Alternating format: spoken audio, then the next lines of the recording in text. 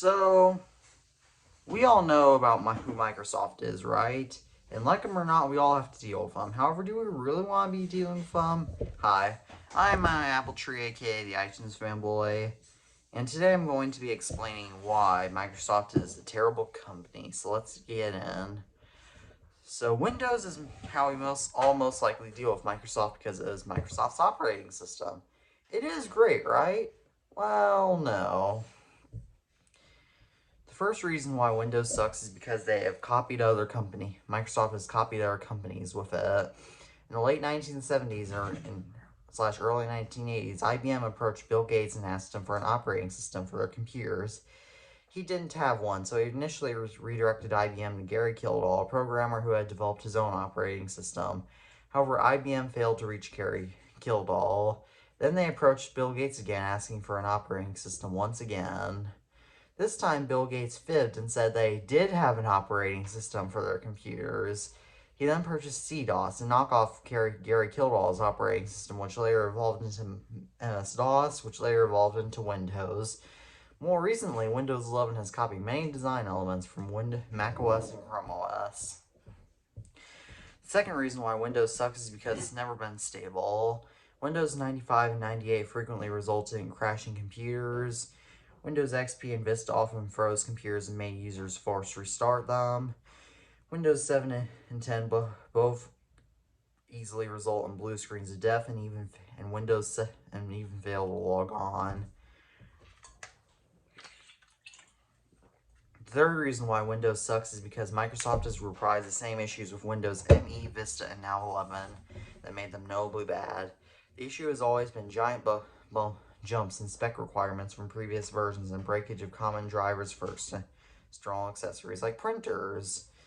The fourth reason why Windows sucks is because of how much space it takes up. A clean install of Windows 11 takes up 27 gigabytes of disk space. In comparison, a fresh install of macOS Monterey, which is the latest version of macOS, takes up 15 1/5 gigabytes of disk space. Does Windows really do that much more in macOS? The fifth reason why Windows sucks is because of the prices of their basic services that people need. Microsoft's base plan of Microsoft Office that isn't on the web costs $150 a one-time purchase. In comparison, the base plan of Google Workspace, the iWork Suite, and OpenOffice are all free. Microsoft's new video editor for Windows, Clipchamp, doesn't let you make a one-time purchase for more professional versions, unlike Adobe Premiere Pro and Final Cut Pro. You have to pay a subscription. Why? Sixth reason why Windows sucks is because most computers running it come with all sorts of bloatware installed by the manufacturers. Similar to how most Android phones come with all sorts of carrier bloatware. Why doesn't Microsoft block this manufacturer bloatware like Apple blocks carrier bloatware on iOS? The seventh reason why Windows sucks is because it is constantly trying to force Microsoft's bad web browsers down our throats.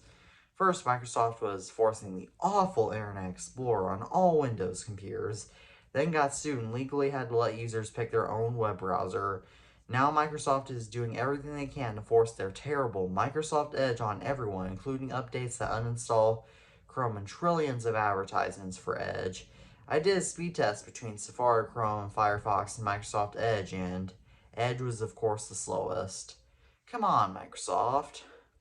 Sad part of all this is that we have had almost three entire generations growing up with Windows computers and are thinking that computers are always unreliable because of the issues of Windows.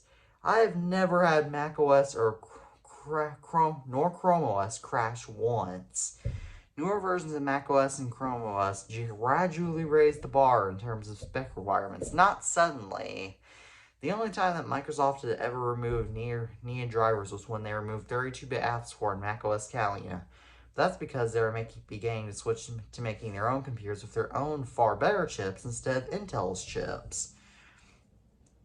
Microsoft has attempted 4 times to make a phone and none of them stuck.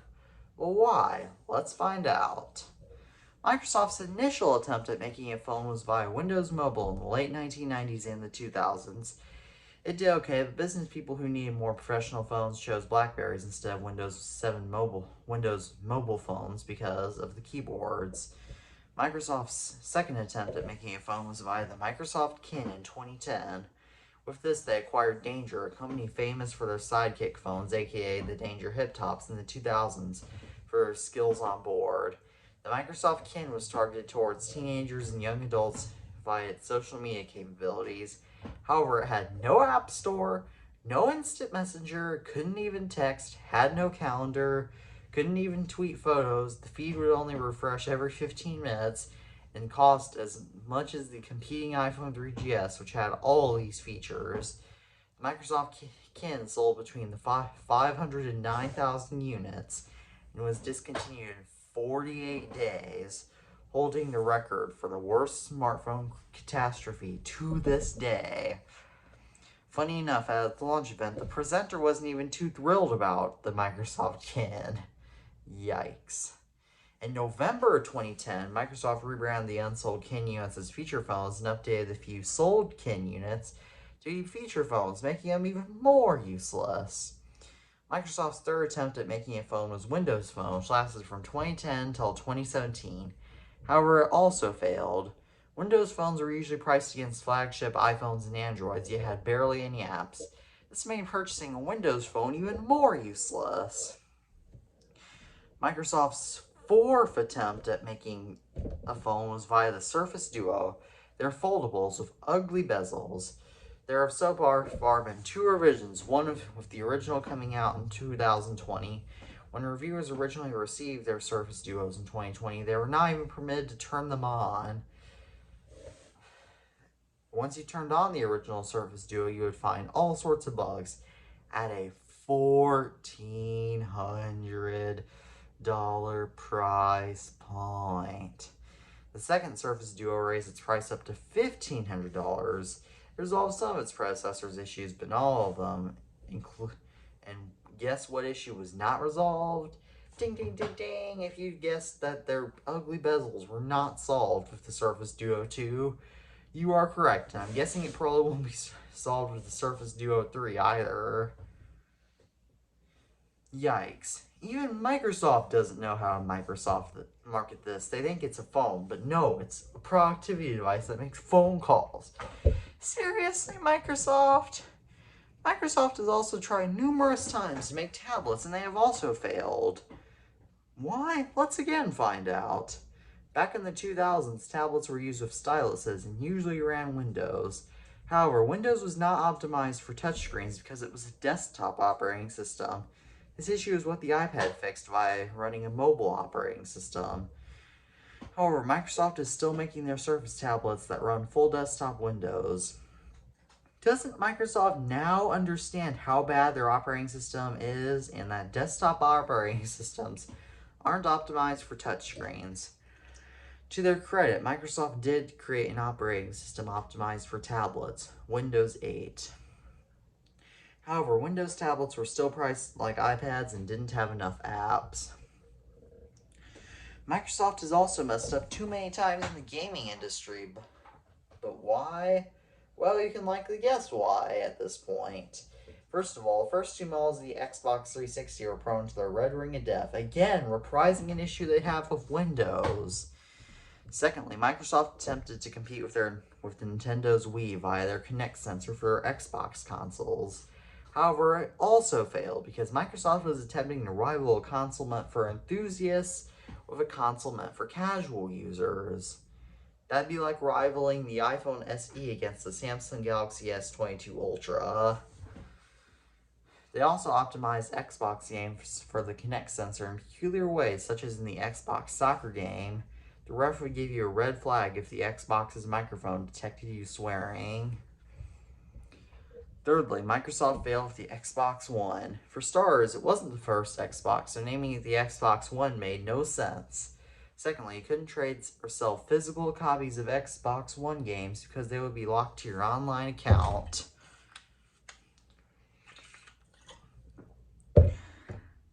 Doesn't Microsoft know that people purchase physical video games so they can trade or sell them later on? Thirdly, you had to enter your Wi-Fi password daily on your Xbox One so they could verify that you didn't commit game piracy. A lot of people don't remember their Wi-Fi passwords. Fourthly, Microsoft spent a long time at the keynote for the Xbox One talking about how it plays TV when people want to see the next level gaming performance. Fifthly, because Microsoft bundled the Kinect sensor with the Xbox One, it cost $100 more than competing at PS4. Which do you think sold better? Oh, and Microsoft's solution to the Xbox One's stupid always-on online feature, was to get an Xbox 360. Perfect solution, Microsoft. Fourthly, Microsoft created Mixer to rival Twitch. However, there was such a big community on Twitch that Microsoft couldn't replicate, even after paying the two biggest Twitch streamers almost $100 million combined to switch to Mixer. In this video, we've seen similar reasons for Microsoft being a terrible company, which is that they don't learn from their mistakes. They don't understand that people need stability in their gadgets instead of ease of use. I'm looking at you, Microsoft Bob. They usually approach a market too late, as they did with the Windows Phone and their Zunes, which is their iPod rival. Microsoft also doesn't know how bad of a reputation they have with not just tech enthusiasts, but with everybody. Microsoft will never succeed at anything else besides Windows because everybody associates Microsoft with Windows frustrations. It is tough to forgive a company that hasn't done what they needed to for over 4 decades. Thank you all for watching this video. I am Appletree, aka the iTunes Fanboy, and peace out.